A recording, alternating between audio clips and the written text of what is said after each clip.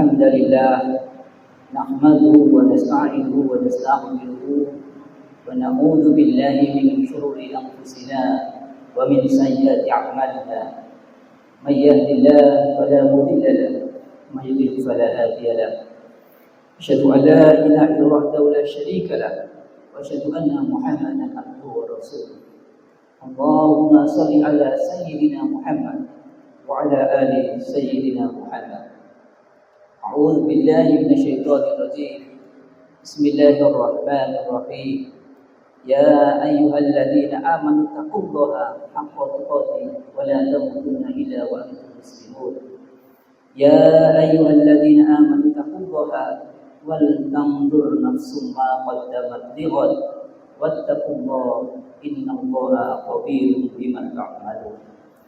Jamaah Jumat rahimakumullah. Puji dan syukur marilah senantiasa kita panjatkan Allah Subhanahu wa taala yang telah memberikan kita nikmat, rahmat yang luar biasa banyak, di mana mustahil kita menghitung apalagi mengembalikan dan membalas semua nikmat dan rahmat itu. Karenanya jemaah rahimakumullah, sebagai salah satu bentuk syukur kita kepada Allah, marilah senantiasa kita tingkatkan iman dan takwa kita. Paling tidak takwa dalam arti melaksanakan apa yang Allah perintahkan dan menjauhi apa yang Allah larang. Jemaah rahimakumullah, Al-Quran sebagai kitab suci, sebagai pedoman umat Islam menjelaskan ada yang berupa perintah seperti perintah untuk sholat, perintah untuk zakat, perintah untuk berbuat baik kepada orang tua dan lain sebagainya. Ada juga larangan sebagaimana larangan Allah pada kita untuk berbuat dolim, larangan untuk menghardik anak yatim, dan larangan-larangan yang lain. Selain perintah, selain larangan, Al-Quran juga memuat bahkan jauh lebih banyak berupa kisah dan cerita. Tetapi tentu kisah yang ada di dalam Al-Quran bukan sembarang kisah. Kisah yang kebenarannya pasti benar, tetapi juga di dalamnya mengandung hikmah, mengandung keteladanan bagi kita semua. Jamaah rahimakumullah, salah satu kisah yang cukup banyak diabadikan dalam Al-Quran adalah kisah Nabi Musa alaihissalam. Kisah ini tersebar di banyak surah dan banyak ayat. Salah satu kisah Nabi Musa alaihissalam adalah ketika Nabi Musa alaihissalam melakukan perjalanan spiritual, melakukan perjalanan bersama orang yang soleh, yang kemudian di banyak riwayat orang yang soleh ini diyakini dengan Nabi Khidir alaihissalam. Al-Quran mengabadikan kisah perjalanan Nabi Musa dan alaihissalam di dalam surah Al-Kahfi ayat 65 sampai dengan 82. Ada 3 peristiwa yang dihadapi, yang dialami oleh Nabi Musa alaihissalam dan Nabi Khidir. Peristiwa yang ketiga atau peristiwa yang terakhir adalah ketika keduanya memasuki sebuah wilayah, sebuah daerah, yang kemudian ternyata tidak ada satupun penduduk di wilayah itu yang mau menjamu Nabi Musa dan Nabi Khidir alaihissalam. Maka kemudian Nabi Musa dan Nabi Khidir melanjutkan perjalanannya di wilayah itu dan menemukan sebuah bangunan yang hampir roboh, yang hampir kolaps. Maka kemudian Nabi Khidir alaihissalam merenovasi, membangun kembali, memperbaiki bangunan itu sehingga bangunan itu kembali berdiri kokoh. Maka kemudian Nabi Musa bertanya kepada Nabi Khidir, Nabi Musa, wahai Khidir, mengapa kamu tidak meminta imbalan atas perbuatan yang sudah kamu lakukan merenovasi bangunan itu? Padahal kamu punya hak untuk meminta imbalan, meminta upah atas usaha yang sudah kamu lakukan. Lantas kemudian Nabi Khidir alaihissalam menjelaskan mengapa beliau memperbaiki bangunan itu dan tidak meminta imbalan, tidak meminta upah. Padahal di daerah itu, di wilayah itu tidak ada satupun masyarakat yang menjamu keduanya. Kata Nabi Khidir sebagaimana di dalam surah Al-Kahfi dijelaskan bahwa saya memperbaiki, merenovasi, membangun kembali rumah itu karena di dalam rumah itu terdapat harta, di mana harta itu dimiliki oleh 2 orang anak yatim yang dulu ayahnya, orang tuanya adalah anak orang tua yang soleh, orang tua yang baik, orang tua yang dermawan. Karena kesolehan orang tua itulah saya memperbaiki rumah.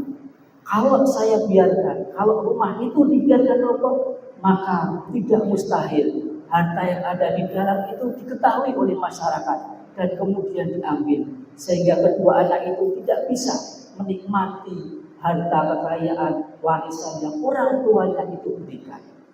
Inilah jawaban Nabi Khidir kepada Nabi Musa menjelaskan peristiwa. Jamaah rahimakumullah, salah satu hikmah di balik peristiwa ini adalah ternyata kebaikan, pertolongan yang dilakukan oleh orang lain yang diberikan kepada kita bisa jadi itu adalah benih dari kebaikan, benih dari pahala, benih dari kemuliaan yang dilakukan oleh orang tua kita atau bahkan mungkin kakek nenek kita.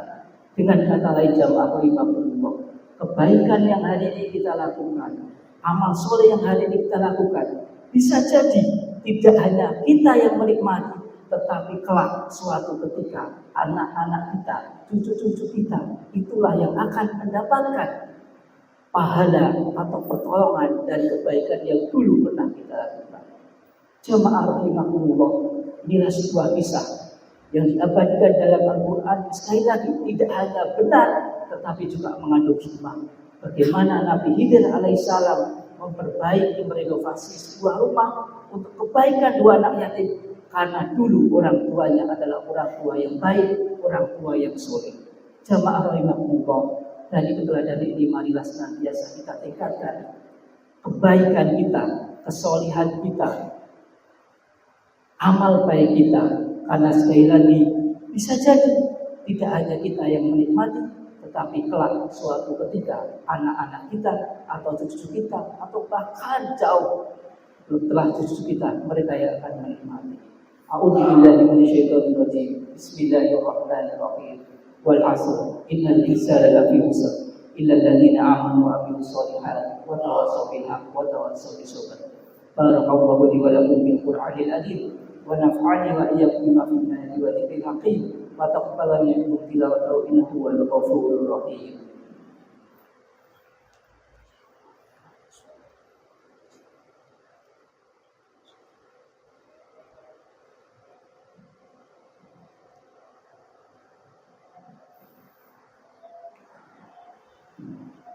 Bismillahirrahmanirrahim. Alhamdulillahilladzi amarna bis-sabri fi hablillah. Asyhadu an la ilaha illallah la syarika lah wa asyhadu anna Muhammadan abduhu wa rasuluh. A'udzu billahi minasyaitonir rajim. Bismillahirrahmanirrahim. Innallaha wa malaikatahu yusholluna 'alan nabi. Ya ayyuhalladzina amanu shallu 'alaihi wa sallimu taslima. Allahumma shalli 'ala sayyidina Muhammad wa 'ala ali sayyidina Muhammad. Kama shallaita 'ala sayyidina Ibrahim wa 'ala ali sayyidina Ibrahim. Wa barik 'ala sayyidina Muhammad وعلى آل سيدنا محمد كما باركت على سيدنا إبراهيم وعلى آل إبراهيم في العالمين إنك حميد مجيد. اللهم اغفر للمؤمنين والمؤمنات والمسلمين والمسلمات الأحياء منهم والأموات يا قاضي الحاجات. ربنا اغفر لنا ولوالدينا الذين سبقونا بالإيمان ولا تجعل في قلوبنا غلا للذين آمنوا ربنا إنك رؤوف رحيم. ربنا ظلمنا أنفسنا وإن لم تغفر لنا وترحمنا لنكونن من الخاسرين. ربنا آتنا في الدنيا حسنة وفي الآخرة حسنة وقنا عذاب النار. عباد الله إن الله يأمر بالعدل والإحسان وإيتاء ذي القربى وينهى عن الفحشاء والمنكر والبغي يعظكم لعلكم تذكرون. أقيموا الصلاة.